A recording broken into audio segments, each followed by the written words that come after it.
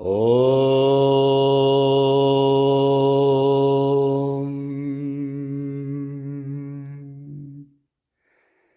Brahmanandam Paramasukadam Kevalam Jnanamurtim Dvandvatitam Gangana Sadrisham Tattvamasyadilaksham Ekam Nityam Vimalam Achalam Sarvadi Sakshibhutam Bhavatitam Trigunarahitam Sadgurum Tam Namami.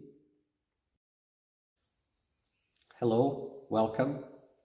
These teachings are from a work assigned to Adi Sankaracharya, which is called Aparokshanabuthi, or self-realization, or direct perception of the self, of the Atman.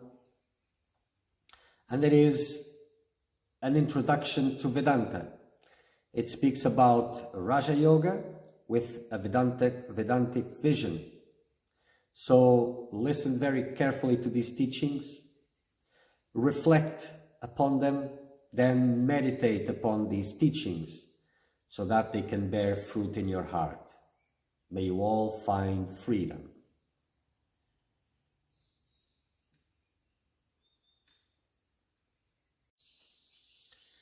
Moving on for verse 100.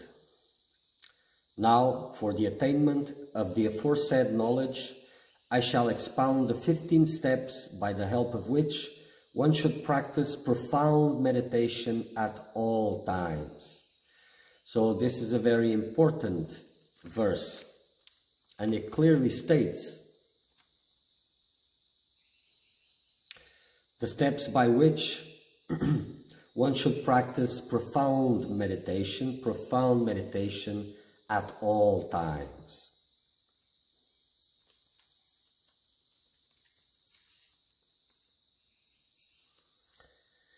The Atman that is that absolute existence and knowledge cannot be realized without constant practice.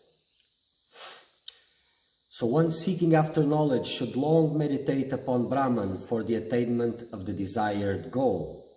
And again, meditating upon Brahman, meditating upon God, with that merging direction, it is the same goal,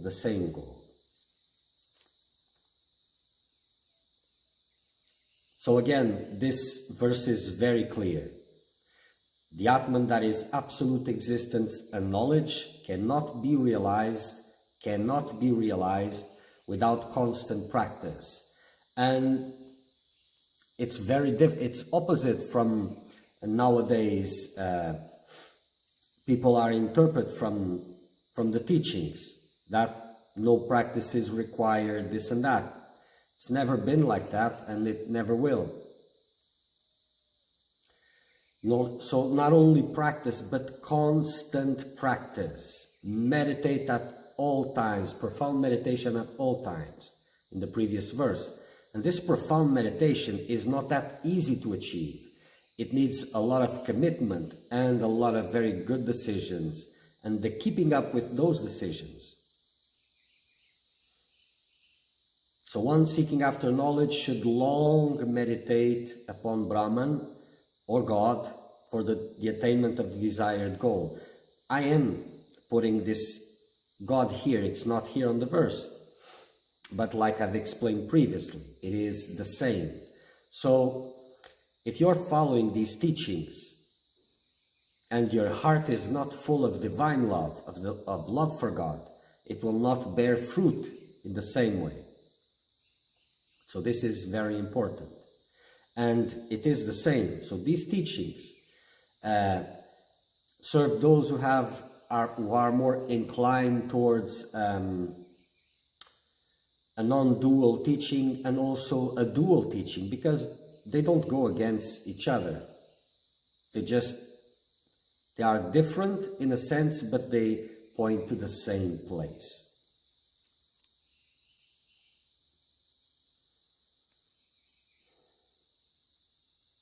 So long meditate, we need to understand that it is not just the daily practice, but it can take a very long time with intense effort, and it takes longer the less you dedicate yourself to it.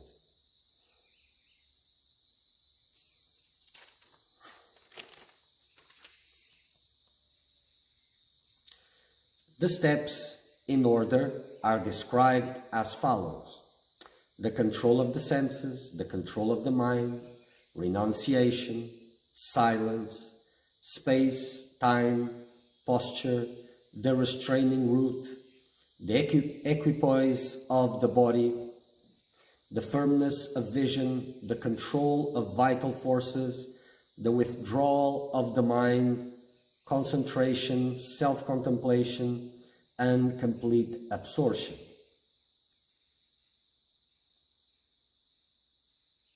So in these steps, we see some of the steps which are similar to Patanjali, but the meaning of it has been slightly changed in this view of this introduction to Vedanta.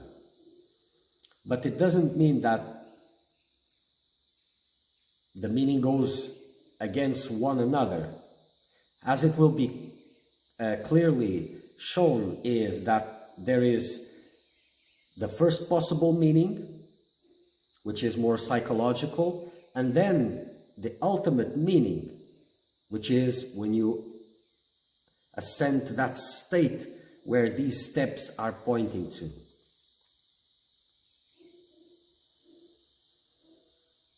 So the restraint of all the senses by means of such knowledge as all this is Brahman is rightly called yama, which should be practiced again and again. So yama is described as non-killing, truthfulness, non-stealing, continence, and non-receiving. So this is what is explained by Patanjali. And it is very important practicing these yamas, because a tremendous power lies within you, a tremendous strength, when you're not being crushed by illusion and having to lie, to use aggression, and all of these things to counter your own fears. So when you take up any of these yamas, like truthfulness, for example, and you uphold it, you will have to bring forth a lot of strength. It's not random that people don't abide by these yamas, because it takes a lot of strength for that. But understand that for self-realization, you will need that strength with you. You will need it. So, but in this vision,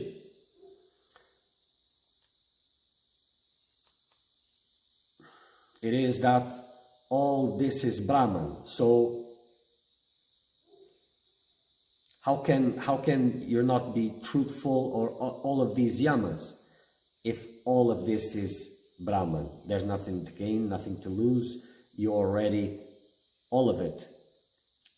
But as you go against these yamas, it's like you're affirming your state of limitation.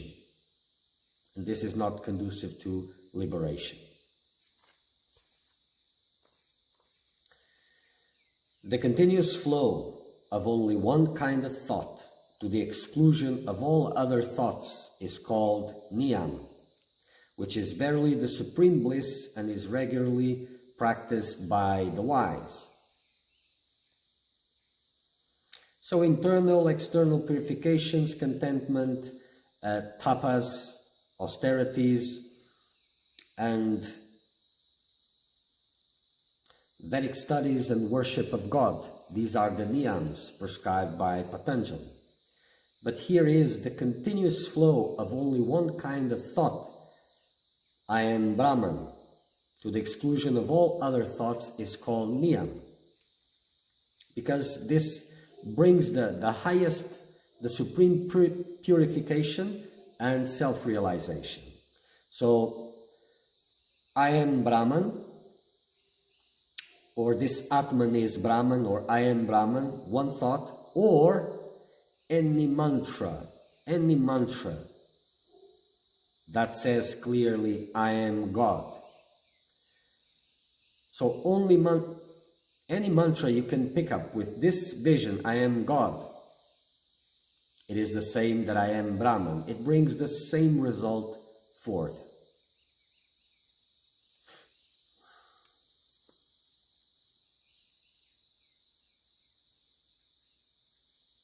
So I am Brahman, this Atman is Brahman, or Om Namo Narayanaya, same. It takes the same end result, but it has to replace all other thoughts at all times. So this is the complete purification. And purification, meaning the ending of modifications.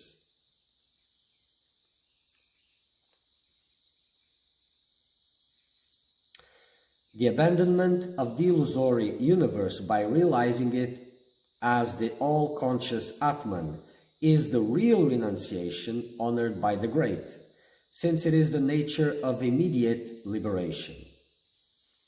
So renunciation is a very important part of the spiritual path for those who are serious. And it is liberating on itself, the practice. But here it speaks even beyond that the real liberation, which is honored by the great, is the abandonment of the illusory universe by realizing it. It's not just a way of life, it's not just abandoning or renunciating certain things, but the whole world, the whole illusory world, that this is verily Brahman. All of it is just Brahman. It's just that infinite ocean of consciousness. No forms, no names. And renouncing it altogether.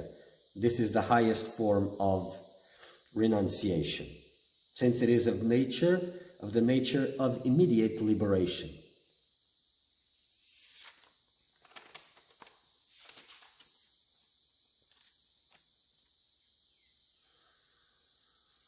The wise should always be one with that silence, wherefrom words together with the mind turn back without reaching it, but which is attainable by the yogis. What does this mean? That silence wherefrom words together with the mind turn back without reaching it. So, if you observe the patterns of your mind, it is easier when you're meditating, when you're focusing your attention. It is easy to see that mind moves into a certain direction, in direction of thoughts, moves forward, expands, like the universe is expanding continuously. But we can also say that that the universe is moving away from a center, from a point. The mind is the same thing. Attention moves into the thoughts and moves away from a center. And that center is the center of silence, from which words and thoughts move away from. So this is the silence that should be contemplated. So the wise should always be one with that silence, meaning his attention has to be there at all times and become one with it. But as attention is moving towards thoughts, it cannot stay there. This is why renunciation comes prior to this, because there's no stillness of the mind without renunciation. So the wise should always be one with that silence, wherefrom words together with the mind turn back without reaching it. It is very difficult to stay there. The words cannot reach it, of course, and thoughts move away from that. But which is attainable by the yogis, those who go by these teachings, who abide by them. They can reach it.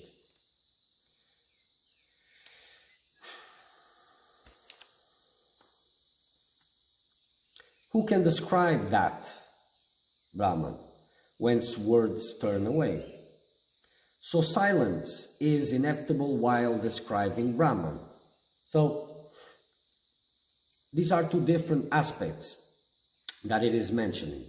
There is this central point that I've spoken of, and there is, which is the same, and there is that emptiness that remains after you have excluded everything by discrimination. So Brahman remains as that which is untouched by words, that cannot be described, that remains, that silence, that remains, or some call the void, that remains after everything which is illusory has been cast aside. Or if the phenomenal world were to be described, even that is beyond words. This, to give an alternate definition, may also be termed silence, known among the sages as congenital. The observance of silence by restraining speech, on the other hand, is ordained by the teachers of Brahman for the ignorant. But who are the ignorant? Many listen to this and they make confusion. So the seeker of truth is the ignorant one. So all this silence, so that you can reach that silence, starts with this. So the ignorant restrain the speech for many reasons, for enormous reasons. It is one of the most important things. This wastes a lot of energy. That's a starter, but a lot and a lot of energy. As you become silent, as you practice silence, a lot of energy will build up inside. A lot and a lot. Also, it doesn't allow you to enter into confusion with others. And this strength starts to dissolve all mental impurities and allows you to reach that silence that I was talking about previously. So this is a very important one. And we could speak a lot about this silence, but practice is the best.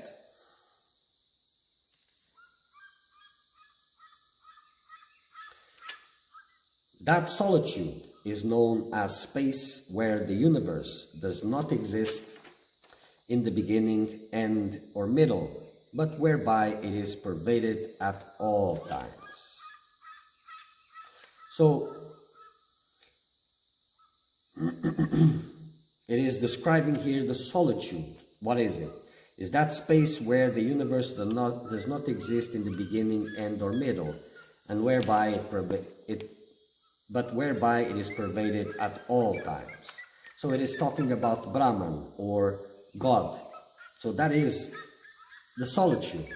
So it is practice, being alone, it is practice for many enormous reasons, and all of them, it is about making your mind go inwards. So to tune with Brahman, to feel the presence, to feel God, to reach it, to merge with it, solitude is very important. Starts by being alone, and that allows to enter the exalted state, which is solitude.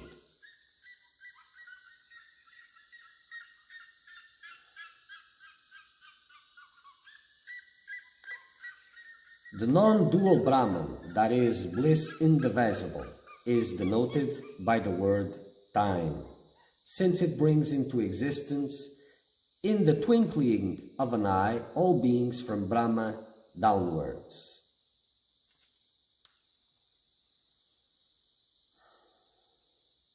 So this time is to be understood as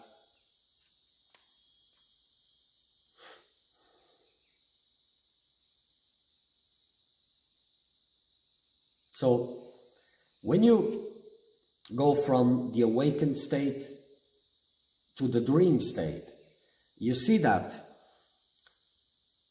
dream, that body in the dream, that universe of the dream appears in a flash.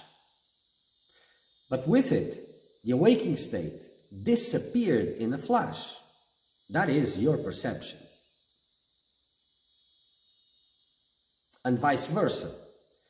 And this is the same way as all universes are created. So here it says Brahman creates this in a twinkling of an eye. Because, well, it takes as long as that snake in the rope. That snake appears in the twinkling of an eye, but it really doesn't exist. So time is an illusion, and Brahman is time.